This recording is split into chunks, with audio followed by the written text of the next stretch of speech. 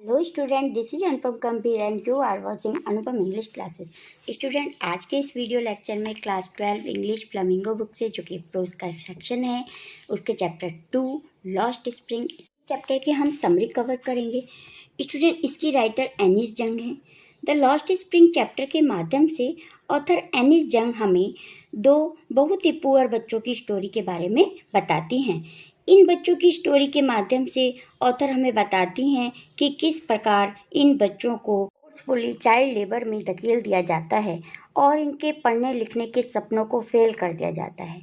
Author हमें इस chapter के माध्यम से यह भी बताने की कोशिश कर रही हैं कि पॉलिटिशियन और गवर्नमेंट इनका फ़ायदा करने के बजाय इनसे किस प्रकार अपना फ़ायदा उठाते हैं। तो ये चैप्टर में सब देखने को मिलता है हमें। इस चैप्टर में स्टूडेंट दो स्टोरी वर्णित की गई हैं। फर्स्ट स्टोरी एक कूड़ा कचरा बीनने वाले बच्चे साइबे आलम की है, जो कि 1971 में बांग्लादेश से शिफ्ट होकर दिल्ली में सीमापुरी नाम की एक जगह पर रहता है और यहाँ ये कूड़ा कचरा बीनने का काम करता है तथा उसमें से ये गोल्ड ढूंढता है। गोल्ड स्टूडेंट, यहाँ पे गोल्ड एक मेटेलिक गोल्ड की बात नहीं की गई है। ये गोल्ड ढूंढता है, यानी कि कोई प्रेशियस थिंग्स ढूंढता है अपने लिए, जो उसकी ज़रूरत की चीज़ है उसको खोजने की कोशिश करता है कूड़े कचरे के बीच में से। ये सभी लोग इस काम से हार्डली अपना खाना पीना भी पूरा नहीं कर पाते हैं। पेरेंट्स के लिए तो रैक पिकिंग, ये जो कूड़ा कचरा बीनने का काम है, लाइफ सर्वाइव करना है, जबकि बच्चे अपने लिए वैल्यूएबल चीज़ें ढूंढने की कोशिश करते हैं। एक दिन गलती से ऑथर ने साइबे आलम से पूछ ही लिया कि तुम स्कूल क्यों नहीं जाते। फिर उसी पर उन्होंने फील किया कि अरे ये मैंने कैसा क्वेश्चन पूछ लिया। लेकिन बच्चा रिप्लाई करता है कि अगर हमारी लोकेलिटी में स्कूल होगा तो मैं ज़रूर जाऊंगा। फिर कुछ दिन बाद ऑथर ने उसी बच्चे के हाथ में एक स्टील का चाय बेचने वाला, जिससे चाय बेची जाती है, जिसमें डाल के चाय बेची जाती है, वो कनस्तर देखा। तो साहिबे आलम ने बताया कि मेरी जॉब अब एक टी स्टॉल पर लग गई है, जहां मुझे 800 रुपये तथा खाना भी मिलता है।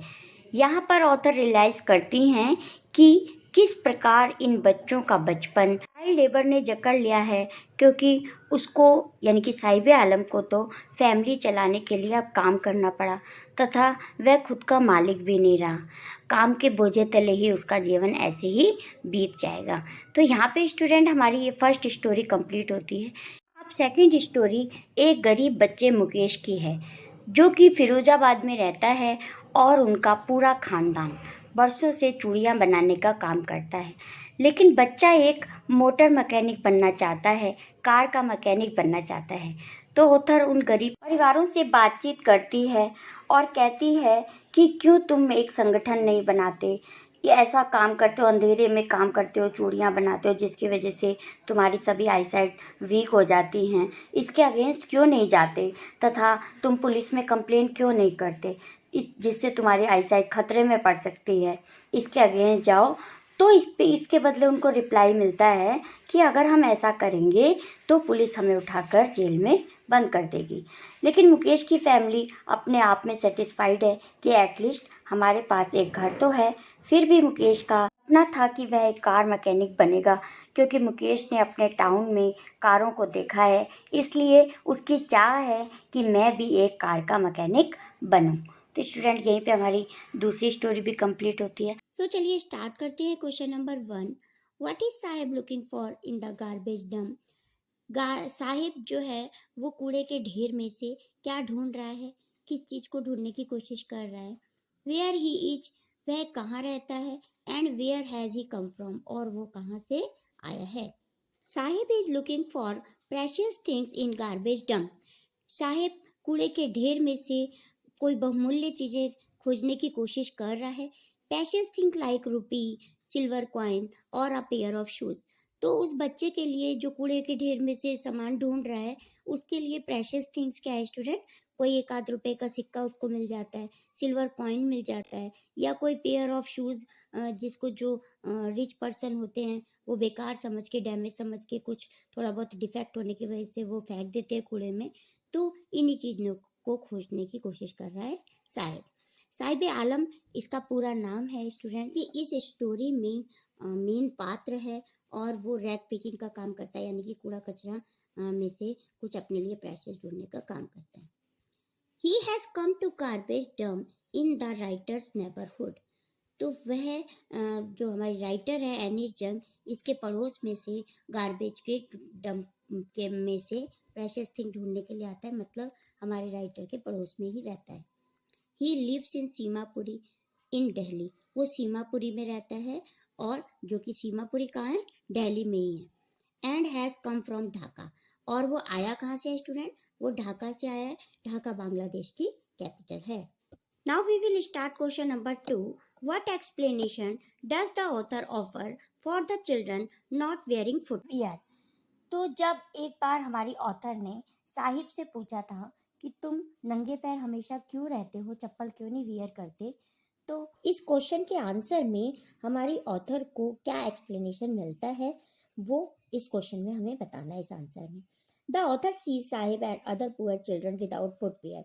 जब हमारी ऑथर देखती हैं कि साहिब और उसके साथ के दूसरे बच्चों ने नंगे पैर हैं, फुटवेयर वियर नहीं किए हुए हैं, तो one explanation is that it has become a tradition for them to remain barefoot. तो एक एक्सप्लेनेशन, एक आंसर उसको मिलता है कि ये तो हमारी ट्रेडिशन है, परंपरा है कि हम लोग नंगे पैर ही रहते हैं। But the author feels that it is only an excuse to explain away a continuous state of poverty.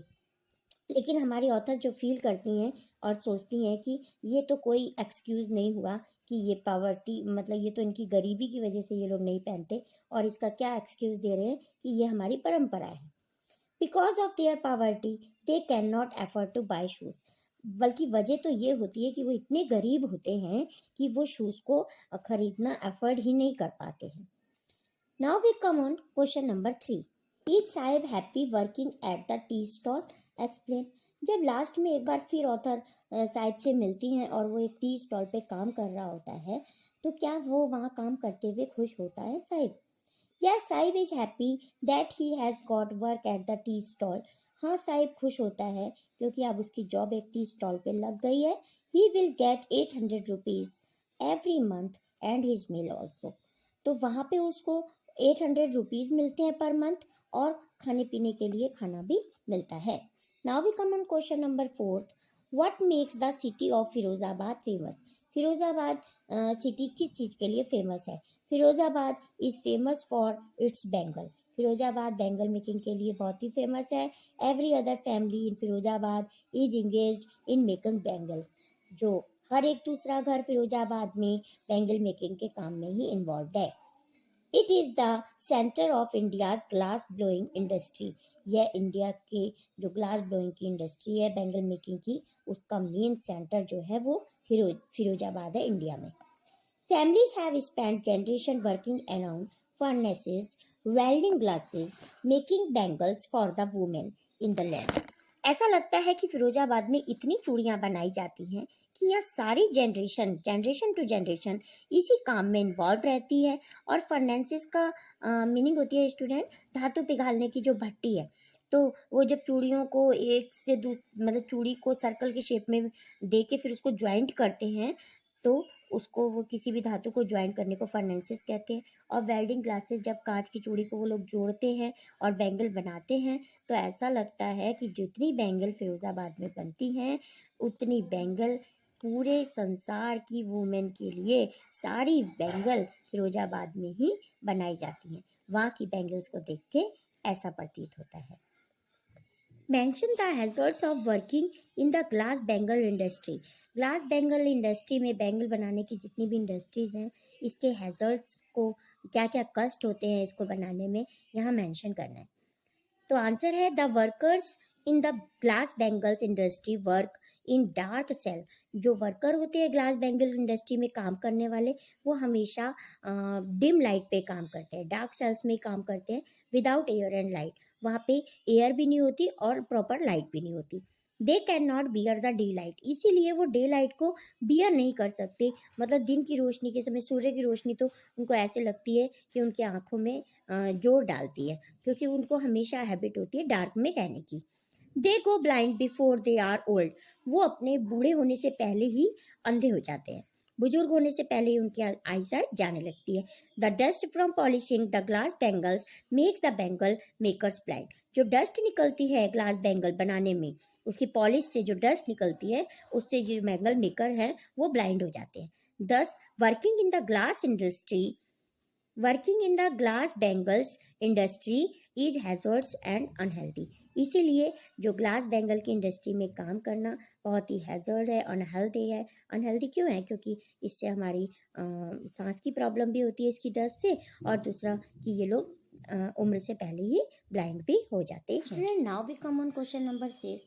How is Mukesh attitude to his situation different from that of his family. Chapter की second story Mukesh की है, जो कि एक car mechanic बनना चाहता है। तो ये जो कार मैकेनिक का उसका सपना है वो उसकी फैमिली मेंबर से कैसे डिफरेंट है, इस सिचुएशन को इस आंसर में हमें बताना है। Mukesh grand mother think that the God given lineage can never be broken. Mukesh की जो दादी माँ है वो सोचती है कि ये तो हमें गॉड गिवन है कि हमें इसी काम में ही इन्वॉल्व रहना है, यानी कि बैंगल मेकिंग के काम में ही रहना है। Her son and grand sons are born in the caste of bangle maker. उसके जो पुत्र हैं या पौत्र हैं वो सभी बैंगल मेकर का ही काम में इन्वॉल्व हैं।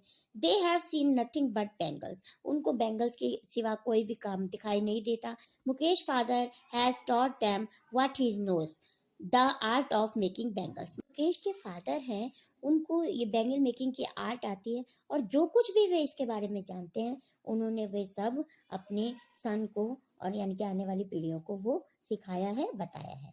Mukesh father has taught them what he knows the art of making bangles but Mukesh wants to be a motor mechanic. Mukesh के फादर ने तो उनको ये बैंगल मेकिंग की आर्ट सिखाई है, लेकिन जो मुकेश की ड्रीम है वो एक मोटर मैकेनिक बनने की है। He will go to a garage and learn. वह गैराज जाएगा ये सीखने कार मैकेनिक का काम, और वहां जाके कार मैकेनिक का काम को सीखेगा। दो the garage is far away from his house. यद्यपि जो गैराज है वो उनके घर से बहुत दूर है, फिर भी उसका ड्रीम है कि मैं जरूर गैराज जाऊंगा और वहां जाके मैं कार मैकेनिक के काम को, मोटर मैकेनिक के काम को सीखूंगा।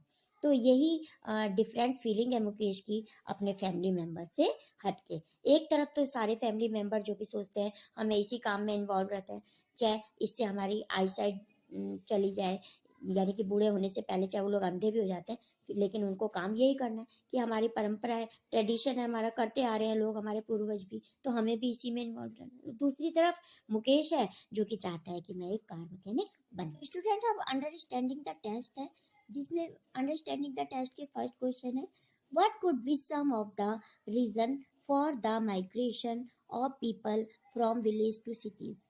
क्या रीजंस हैं जो गांव से लोग सिटी की तरफ माइग्रेट करते हैं, आ जाते हैं गांव से सिटी की तरफ। तो people migrate from village to city in search of livelihood. अपनी जीविका को तलाश में, जीविका की तलाश में लोग गांव को छोड़कर शहरों की तरफ आते हैं। Their fields fail to provide them means of survival. क्योंकि जो उनके फील्ड होते हैं, जो उनके खेत होते हैं, वो उनको जीविका चलाने में पैसा नहीं कलेक्ट कर पाते, यानी कि उनकी जीविका उससे नहीं चल पाती। सिटीज प्रोवाइड एम्प्लॉयमेंट, जॉब्स और other means of getting food. तो शहरों में आकर उनको जॉब मिल जाती है जिससे उनको खाना भी प्राप्त हो जाता है। The problem in case of poor is to feed the hungry member. और जो गरीब लोग होते हैं, हंग्री मेंबर्स होते हैं, उनकी गरीबी भी दूर हो जाती है जब वो माइग्रेट करते हैं सिटीज की तरफ। Next question is, would you agree that promises more to poor children are rarely kept. क्या आप इस बात से सहमत हैं कि ये जो गरीब लोगों से प्रॉमिसेस किए जाते हैं, हम तुम्हारे लोकेलिटी में आके पार्क बना देंगे या स्कूल बनाएंगे, हॉस्पिटल बनाएंगे, तो क्या ये सभी प्रॉमिस उनको पूरे करके दिए जाते हैं? Why do you think this happens in the incident narrated in the text. पे आप ऐसा सोचते हो कि ऐसी घटनाएं, ऐसे इंसिडेंट्स होते रहते हैं इनके साथ? Yes, I agree that the promises made to poor children are rarely fulfilled. हाँ, हम सहमत हैं कि ये जो गरीब बच्चों से प्रॉमिस किए जाते हैं ये बहुत ही कम, ना के बराबर ही होते हैं जो फुलफिल होते हैं, यानी कि उन प्रॉमिसों को कंप्लीट किया जाता है। In the story, the writer jokingly offers the rag picker boy to join a school that she would open. तो यहाँ भी जोकिंगली मतलब ऐसी हवा हवाई मजाकिया तौर पे हमारी ऑथर रैग पिकर से कह देती है, यानी कूड़ा बीनने वाले एक बच्चे को प्रॉमिस कर देती है कि मैं तुम्हारी लोकेलिटी में एक स्कूल बनाऊंगी, तो तुम वहाँ ज़रूर आना, उसको ज्वाइन करना। In fact she does not intend to open a school, यद्यपि वो ऐसा नहीं कर सकती, वो स्कूल नहीं बना पाती, फिर भी वो प्रॉमिस कर देती है। शी स्पीक माइंडलेसली, वे बिना सोचे समझे प्रॉमिस कर देती हैं उस बच्चे से कि हाँ मैं तुम्हारे लिए एक स्कूल बनाऊंगी और तुम उसको ज्वाइन करना। But the boy takes it to be true and later ask her the school has open. लेकिन जो बच्चा है वो उसको सीरियस समझता है, सच्चा समझ लेता है कि हाँ मेरे लिए स्कूल बनेगा, और कुछ टाइम बाद वो ऑथर से क्वेश्चन करता है कि क्या तुम्हारा स्कूल ओपन हो गया। There are many such hollow promises in the boy's life because the person who makes the promise intends to fulfill it.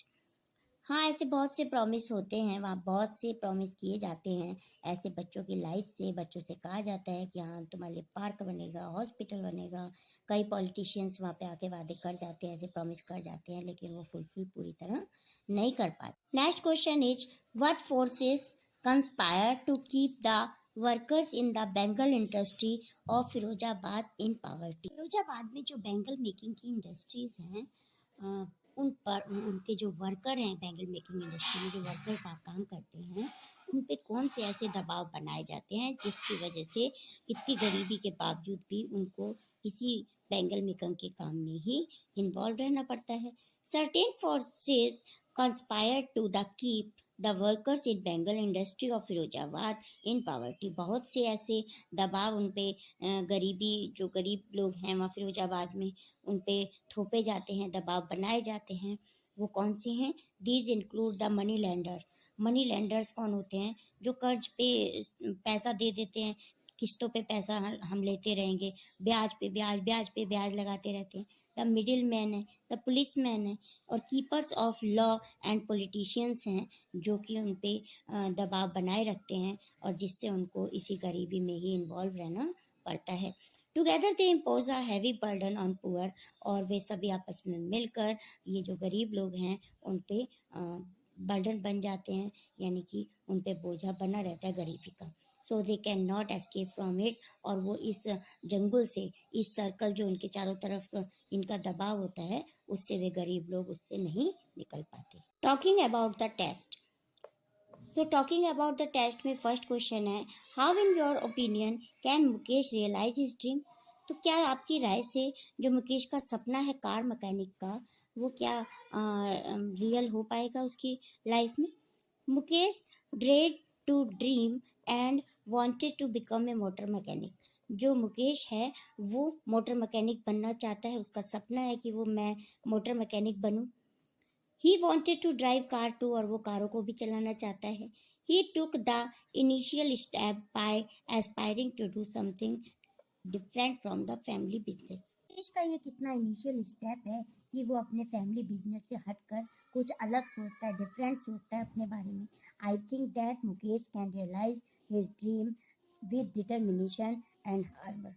हाँ, मेरा भी मानना है कि इतने दृढ़ निश्चय वाले उसके फैमिली मेम्बर की, जो कहते हैं हमारी जनरेशन से हम यही करते आ रहे हैं, पीढ़ी दर पीढ़ी यही काम करते हैं और इतना कठिन परिश्रम करते हैं, उसके बावजूद मुकेश जो है वो रियलाइज़ करता है कि मैं एक मोटर मैकेनिक बनूं। तो ऐसा सोचना एक अच्छा सपना है, उसका ड्रीम है। हम भी ऐसा मानते हैं कि वो ज़रूर फुलफिल करे अपनी लाइफ में अपने सपने को। Now talking about the text में सेकंड क्वेश्चन है, mention the hazard of working in glass Bengal industry.